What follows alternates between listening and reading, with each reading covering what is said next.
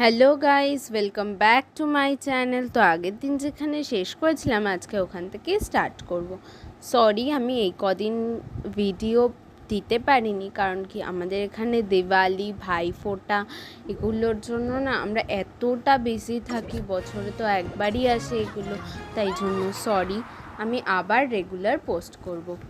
তো আমি যেই চ্যালেঞ্জটা নিয়েছিলাম ওটারই এখনও সবে ডে 7 হয়েছে, আজ ডে 8। তো শুরু করি। গিয়ে দেখি সে তোমার দুধ জাল দিতে গিয়ে পুড়িয়ে ফেলেছে বলে কান্না। আমি বলি হয়েছে কি, আরও তো দুধ আছে, কিন্তু অসাবধান হয়ে তোমার খাবার দুধ পুড়িয়ে ফেলেছে। বউয়ের এই লজ্জা কিছুতেই যায় না। আমি তাকে অনেক ঠান্ডা করে বিছানায় শুইয়ে রেখে এসেছি, আজ আর তাকে আনলুম না, সে একটু ঘুমোক। মনি আসিল না বলিয়া যতীনের বুকের মধ্যে যেন বাজিল, তেমনি সে আরামও পাইল।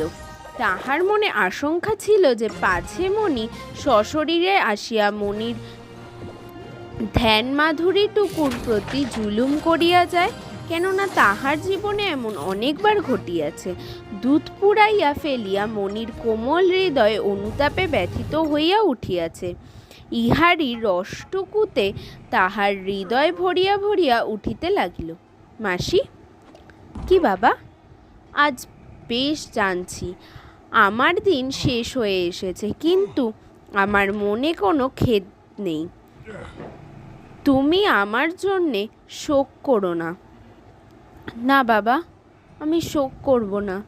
জীবনেই যে মঙ্গল আর মরণে যে নয়, এ কথা আমি মনে করি নে।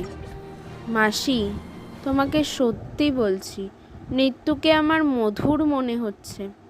অন্ধকার আকাশের দিকে তাকাইয়া যতীন দেখিতেছিল তাহার মনিরই আজ মৃত্যুর বেশ ধরিয়া দাঁড়িয়াছে। সে আজ অক্ষয় যৌবনে পূর্ণ, সে গৃহিণী, সে জননী, সে রূপসী, সে কল্যাণী।